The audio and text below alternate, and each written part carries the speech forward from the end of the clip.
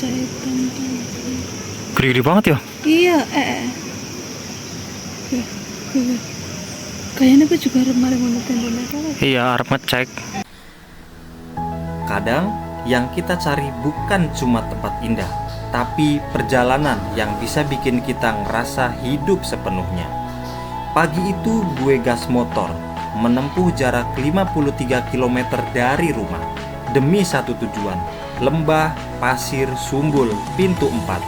Tersembunyi di Kampung Parabon, Kecamatan Ciloto, Kabupaten Cianjur, Jawa Barat. Tempat ini bukan sekadar lokasi camping, tapi pelarian, pelukan alam, ruang untuk bernapas lega. Jalan mulai menanjak, tapi yang nyambut kita malah hamparan kebun teh yang luar biasa.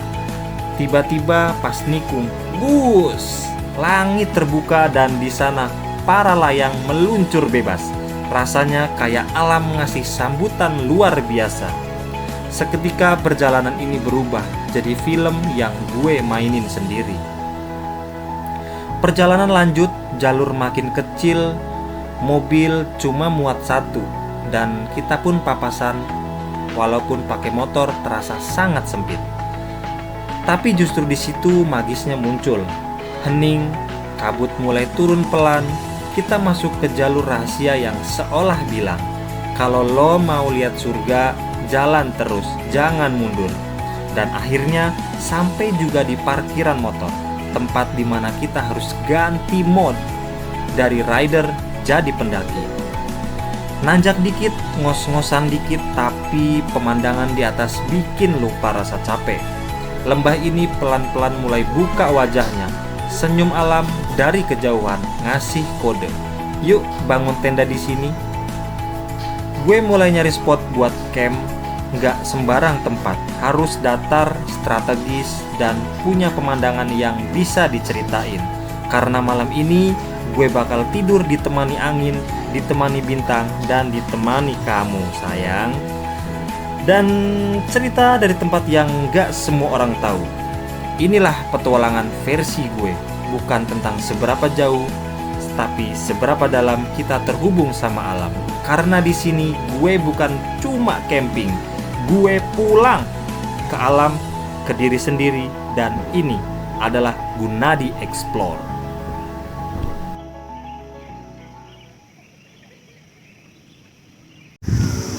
Oke guys, jadi dari tadi kita nanjak banget pokoknya. Jadi kaki lumayan lemes. Terus selesai nanjak, kita langsung cari spot-spot buat camping. Tuh, itu banyak banget spotnya, bisa lihat ke sana. Nah, jadi dari tempat yang udah kita kelilingin, itu kita lebih cocok ngambilnya di tempat ini. Nah, di sini. Jadi lebih dekat sama sumber air. Nah, itu sumber airnya.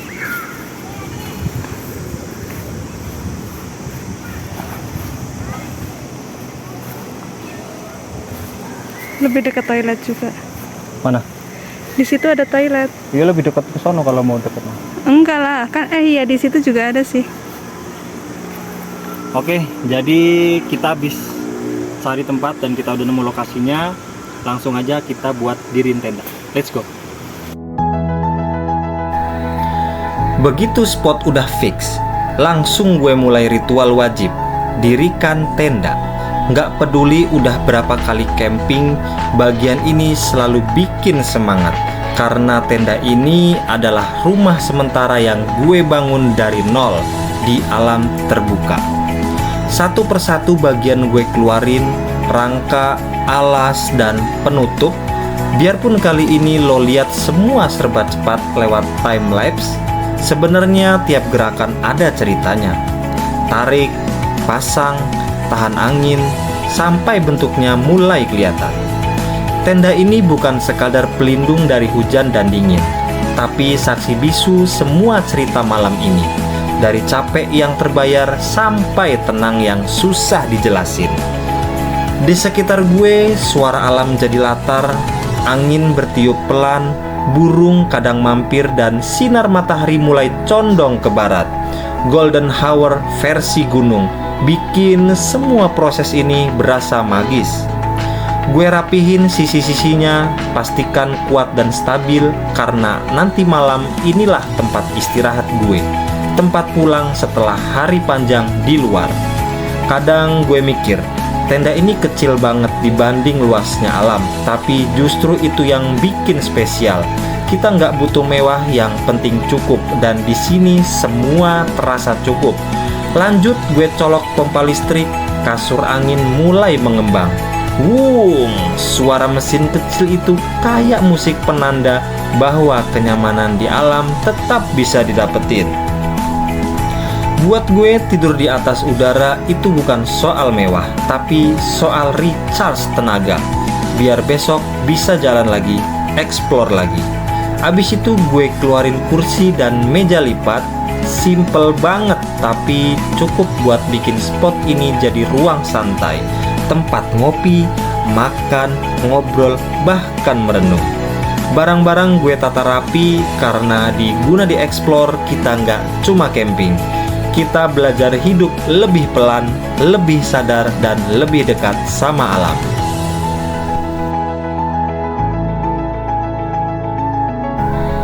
Nggak jauh dari tempat gue camping, ada sumber air alami yang ngucur langsung dari pipa. Gue isi jeligen pelan-pelan, nggak cuma buat masak nanti, tapi buat ngerasain bahwa di sini semuanya masih murni. Alam nyediain yang kita butuh, tinggal kitanya aja mau jaga atau rusak. Dan momen si simpel ini kadang lebih berharga dari semua kemewahan di kota. Lanjut buka tas, keluarin roti, mentega, dan topping sederhana. Nggak perlu fancy, cukup yang biasa bikin lidah senyum. Alat pemanggang gue taruh di atas api kecil. Gue oles roti pakai mentega. Suaranya itu ces, muncul pelan. Aroma roti bakar langsung nyebar, kawin sama udara sejuk lembah. Bikin momen ini terasa luar biasa. Pelan-pelan gue bolak-balik rotinya, nggak buru-buru karena di sini semua hal emang harus dinikmati. Nggak ada kafe, nggak ada wifi, tapi ada rasa syukur yang muncul dari hal kecil. Satu roti hangat di tengah alam luas. Ini bukan cuma soal makan, tapi soal menikmati proses dan percaya bahwa roti bakar di atas gunung selalu punya rasa yang beda.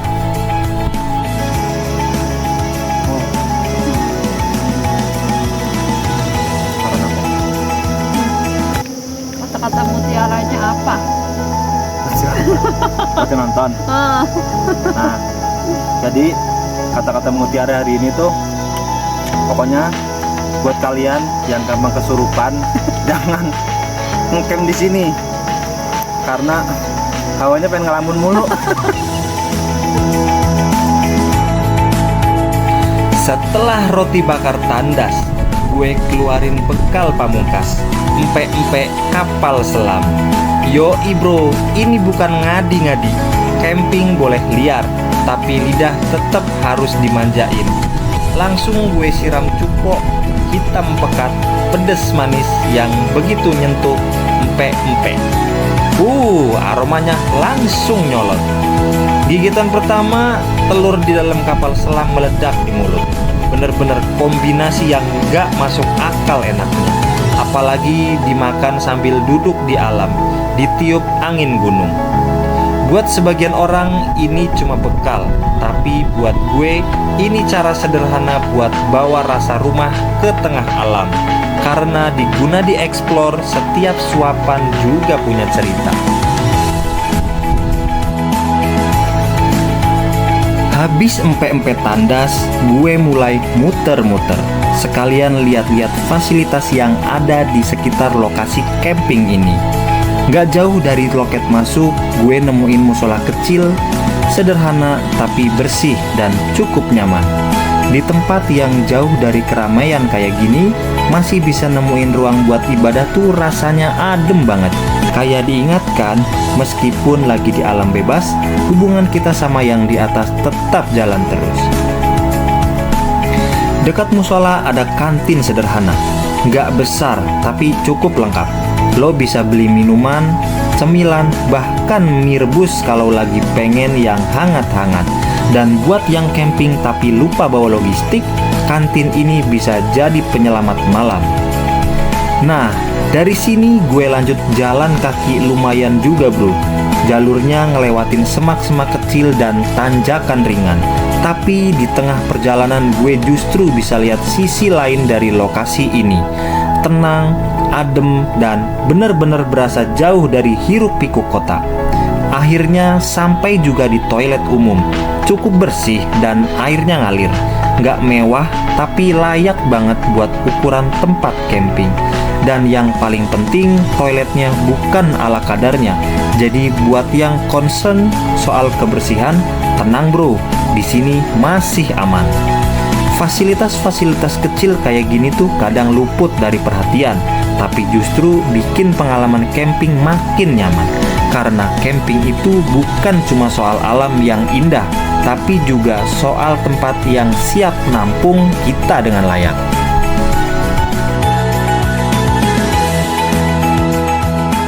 Nah kan, baru aja ninggalin tenda bentar buat ngecek fasilitas musola, kantin, toilet. Balik-balik gue kayak masuk ke episode Keras Sakti versi liar. Di atas pohon udah rame, mata-mata si Gokong KW mantau dari segala arah. Gak pakai armor emas, tapi aura penyerbuan udah kerasa. Gue sampai mikir, bro, ini beneran tenda gue atau markas musuh? Dua bocil monyet udah turun, kayak ninja, gerakannya cepet banget, tapi gak sopan. Begitu lihat gue dateng, langsung kabur. Mungkin takut viral di YouTube guna dieksplor. Tapi yang paling bikin gue kaget, beruk gede si Sunggokong KW Super udah ngebongkar plastik sampah dan santai masuk ke dalam tenda gue. Untung dia kabur, gak sempet ambil logistik utama. Cuma ninggalin jejak kekacauan dan harga diri tenda yang baru aja di sweeping Satgas Primata. Dan bro, syukur alhamdulillah, Cupatkai alias si babi rakus nggak nongol. Karena kalau dia ikut, udah pasti logistik tandas. Gas LPG hilang, meja lipat dibawa, bahkan sendok glue bisa diservis duluan. Camping kali ini udah bukan sekadar healing, tapi juga uji nyali plus komedi situasi dari hutan Jawa Barat. Setelah lolos dari drama penyerbuan kera-kera liar, gue dan istri memutuskan buat healing ala kami sendiri. Duduk manis ke depan tenda, tatap ke langit barat, dan pijit-pijitan kaki berdua sambil nunggu sunset. Gua pijit telapak kaki kanan dia pijit telapak kaki kanan gue. Gaya nyilang kayak pasang kode Morse lewat refleksi. Bro, ini bukan sekedar mijit, tapi bentuk komunikasi batin para camper veteran.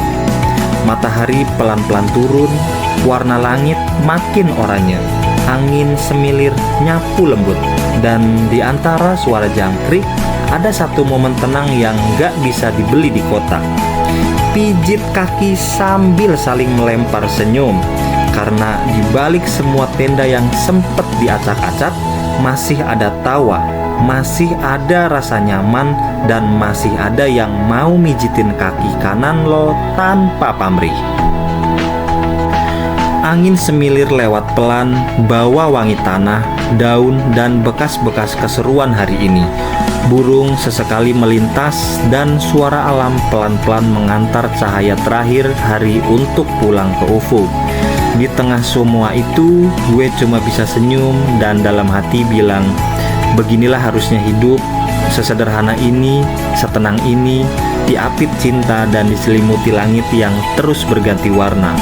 Sunset itu nggak pernah janji bakal indah, tapi sore ini di lembah pasir Sumbul Pintu 4, alam kayak sengaja nyiapin panggung terbaik khusus buat kami berdua.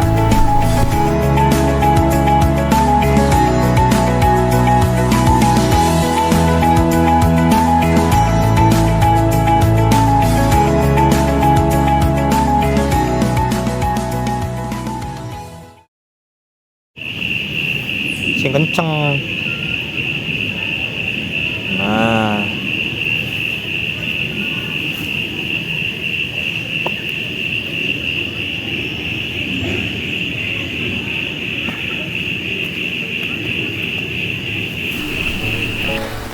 Malam pun datang. Lampu tenda menyala redup dan udara bukit mulai menusuk pelan.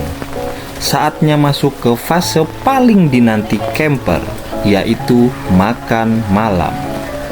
Tapi hujan deras tiba-tiba turun, membasahi sekeliling tenda dan membuat suasana jadi beda, lebih senyap dan lebih dalam. Sekitaran tenda gelap gulita. Lampu camper lain cuma nerangin area mereka masing-masing. Jadi cuma tenda kami yang tampak menyala. Jadi satu-satunya titik cahaya di tengah gelap gulita lembah. Suara rintik hujan nyatu sama aroma tanah basah. Dan di tengah gelap kami tetap masak. Tom yam panas mengepul, dumpling ayam, dumpling keju, cikua dan sawi putih kami masukin satu-satu. Kuah mulai mendidih pelan, asap naik dari panci, bercampur cahaya hangat dan hawa dingin bukit. Sayangnya, jamur enoki gugur sebelum berjuang. Begitu bungkusnya dibuka, baunya udah kayak masa lalu yang gak bisa diperbaiki. Akhirnya, kami relakan dia masuk tempat sampah. Tanpa sempat menyentuh kuah pedas asam yang harusnya jadi panggung terakhirnya. Tapi meski enoki absen, malam itu tetap lengkap. Karena bukan soal jumlah bahan, bukan soal terang gelapnya sekitar, tapi soal rasa syukur di balik semangkuk tom yam. Dan hangatnya momen bareng orang tersayang di tengah alam yang basah dan hening. Kami masih duduk berdua, sendok demi sendok masuk ke mulut. Kuah tom yam panas beradu sama dinginnya udara lembah. Di luar, hujan masih turun tanpa kompromi. Ngetok-ngetok atap tenda kayak lagu latar yang udah disiapin semesta. Sekitar kami tetap gelap, tapi justru itu yang bikin cahaya dari tenda terasa lebih hangat dan lebih hidup. Dumpling keju lumer di mulut, sawi putih udah nyatu sama kuah, dan cikua nambah gigitan yang bikin nagih. Kami gak banyak ngomong, cuma saling senyum karena kadang momen paling berkesan gak perlu diribetin sama kata-kata. Di tengah gelap, di bawah hujan deras ditemani cahaya kecil dan semangkuk tom yam hangat, kami ngerasain nikmat yang gak bisa dibeli. Camping bukan soal mewahnya alat, tapi sederhananya rasa syukur dan hangatnya makan bareng orang tersayang di titik paling sunyi bumi.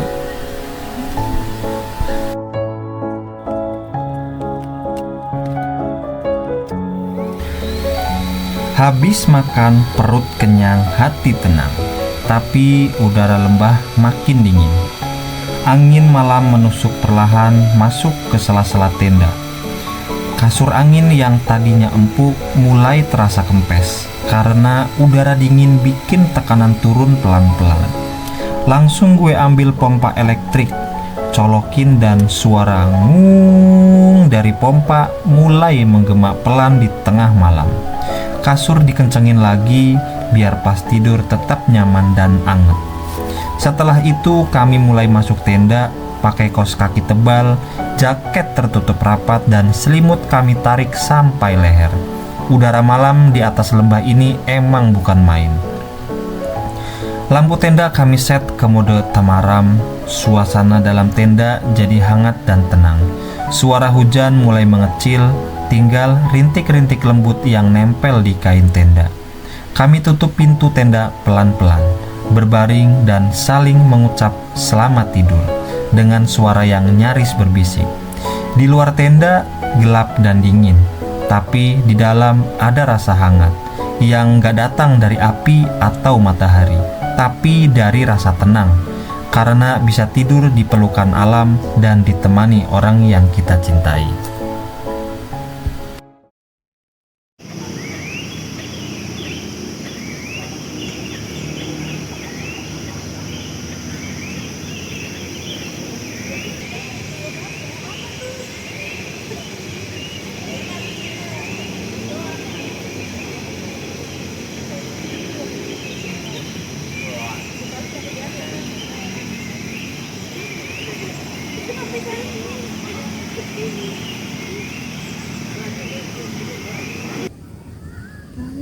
Oke guys, hari ini kita mau masak nasi goreng mentega, terus lauknya sosis.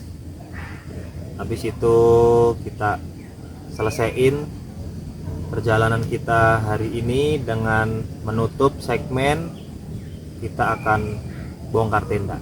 Jadi tetap saksiin channel kita akan masak-masak dulu nih sebelum pulang. Pagi masih dingin di lembah Pasir Sumbul. Kabut belum sepenuhnya bubar, tapi aroma nasi goreng mentega udah mengisi udara. Bumbu dapur nggak kebawa, tapi kami punya senjata utama. Mentega plus nasi plus teflon legendaris. Iya, teflon yang udah nemenin dari awal nikah. Mulai dari dapur sempit sampai dapur beratap langit kayak gini. Nasi digoreng santai, wangi menteganya langsung naik. Sosis pun ikut dibakar langsung di atas si teflon veteran. Bunyi ces, jadi musik pagi yang bikin ngiler. Gue duduk, sendok di tangan kanan, piring plastik pink di tangan kiri. Satu suapan nasi goreng masuk, satu sosis bakar langsung disambar sambil senyum puas. Pagi sederhana tapi hati kenyang. Meja camping di depan kami udah penuh sesak sama peralatan masak, tapi semua itu justru bikin suasana makin hidup. Karena kadang yang bikin spesial itu bukan makanannya, tapi cerita di balik alat masakannya. Dan teflon legendaris yang gak pernah pensiun ini, dia salah satunya. Udara dingin masih menempel dan embun masih setia di atas tenda. Tapi waktu kami di lembah Pasir Sumbul pintu 4 sudah mendekati garis akhir. Gue mulai dari adegan satu tombol. Kasur angin, satu-satunya tempat tidur kami semalam, gue kempesin pakai pompa elektrik bawaannya. Suara bes, fus, jadi latar belakang pagi. Angin pelan-pelan keluar dan perlahan kenyamanan semalam pun dilipat kembali. Sambil nunggu si kasur lemas total, gue mulai beberes tenda. Pasak demi pasak ditarik dari tanah. Tali-tali dilepas, tenda dilipat rapi kayak mengarsipkan satu babak dalam hidup. Enggak ada sleeping bag, enggak ada matras selembaran, cuma kasur angin dan tenda semalam yang bikin kita makin seru. Setiap kali gue camping, gue sadar satu hal. Kebahagiaan itu nggak selalu soal kemewahan. Kadang cukup tombol pompa, pemandangan yang nggak bisa dibeli, dan tenda kecil yang menampung banyak cerita. Dan begitulah akhir dari perjalanan kami di lembah Pasir Sumbul pintu 4. Camping sederhana di tengah lembah tapi penuh tawa, kejutan dan cerita yang bakal terus nempel di ingatan. Mulai dari jalanan di apit kebun teh, pemandangan para layang, masak roti bakar sambil hujan deras, sampai dikepung geng Sun Gokong. Semua itu jadi bagian dari cerita camping kali ini. Karena buat gue dan istri, camping bukan soal lari dari rutinitas, tapi tentang kembali ke hal-hal yang paling sederhana. Alam, waktu bareng, dan tenda kecil yang penuh makna. Kalau lo suka trip kayak gini, jangan lupa klik subscribe, like, dan nyalain loncengnya, biar lo nggak ketinggalan cerita-cerita eksplorasi selanjutnya. Sampai ketemu di petualangan berikutnya bareng Guna di Explore. Salam tenda, salam jelajah. Peace.